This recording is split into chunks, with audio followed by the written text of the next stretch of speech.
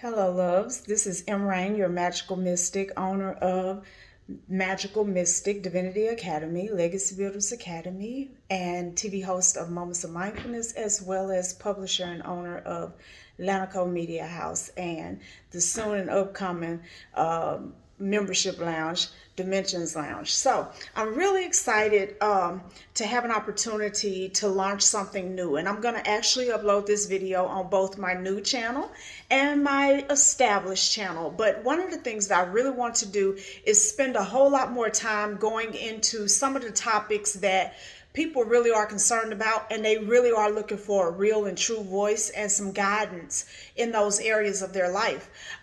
So the first one, I might as well hop right into it on something really dynamic, right? Is that there is a tendency for us as people to practice manipulation that actually embitters us later, right? And so one of the things that we often do is that when it concerns our relationships, our personal relationships, is that we'll go all the way out of the way. Some of us who are givers, natural givers, will go all the way out the way to take care of different people and to provide relief to whatever their problems may be. And it's an act of love, it's an act of service. And for givers, it's so natural to do it that, it's just one of those things. It's like second nature or breathing. But the problem is, a lot of times, is that as a giver, we often attract people who don't have a whole lot to give in return. And so we spend a whole lot of our life pouring out and giving service, time, energy, love, belief, support, and all of these things to people who have nothing to offer in return and aren't trying to find anything to offer in return. They feel entitled to your kindness. And eventually you wake up, you realize that, and then you find yourself bitter. Well, for a lot of people, we end up in these conversations at that point where it's like, I'm a good woman. You should never cheat on me. I'm a really great sister. You should take care of me. I need you now. Why are you not there for me? I've been nothing but the best daughter to you, blah, blah, blah. Why are you not supporting me right now while I need you? And see, in that moment, you understand that a couple of things have happened. You've poured into a place where there's nothing to pull out when you really need it or desire it.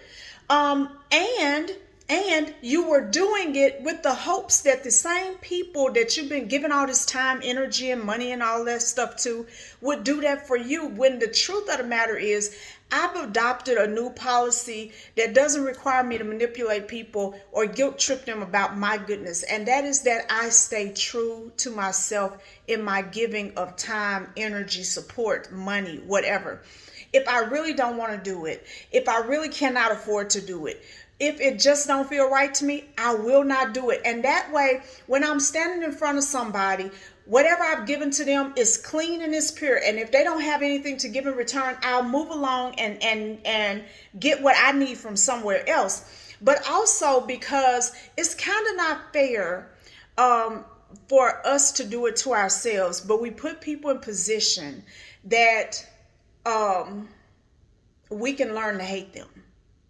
We can learn to be embittered against them because we are sacrificing ourselves, and that's nobody's fault but our own, on behalf of the love, relationship, loyalty, whatever you have with this person.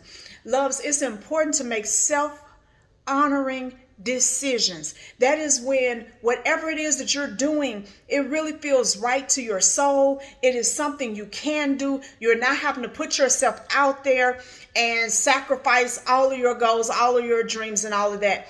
You don't have to be the wood that's lit to keep them warm, right?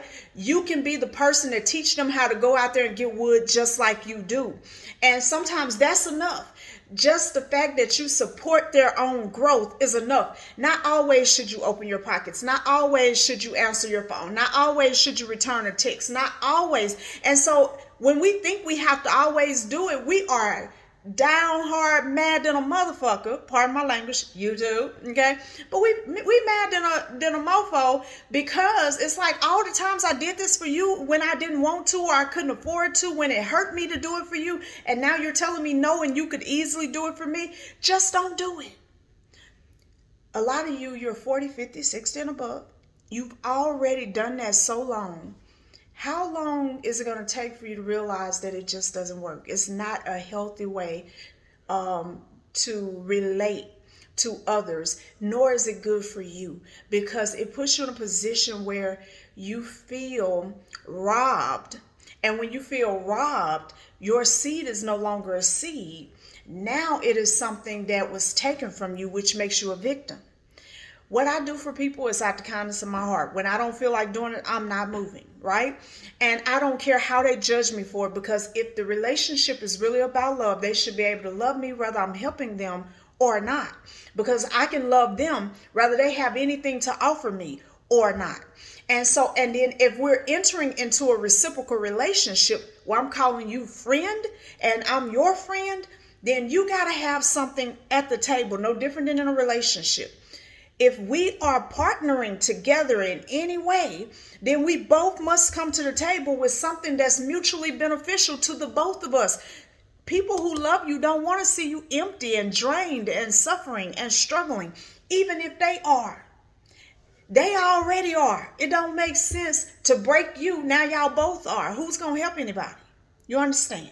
So we're going to be having a lot more topics like this, because these are the kind of things that sometimes make a difference in our lives. And we're living in a time where people are cruel, and cruelty and separation is being pushed, promoted.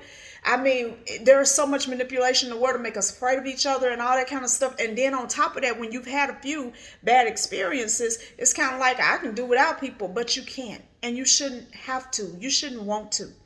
People are beautiful. It's an enriching experience. Are some of them full of shit? Of course they are. And again, YouTube. Okay, I'm gonna get there. It's not Facebook, right? But some of them are full of crap.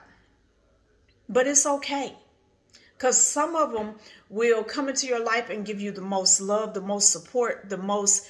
I mean, it's an uplifting experience, and it's clean and it's pure. This is your soul family. Don't shut the door to the good ones because you had a few bad ones. Adjust how you deal with other people and honor yourself in all of your relationships. And that solves a whole lot of problems. So this has been 10 minutes of power or less, right? And we're going to be doing this. This is going to be a regular occurrence.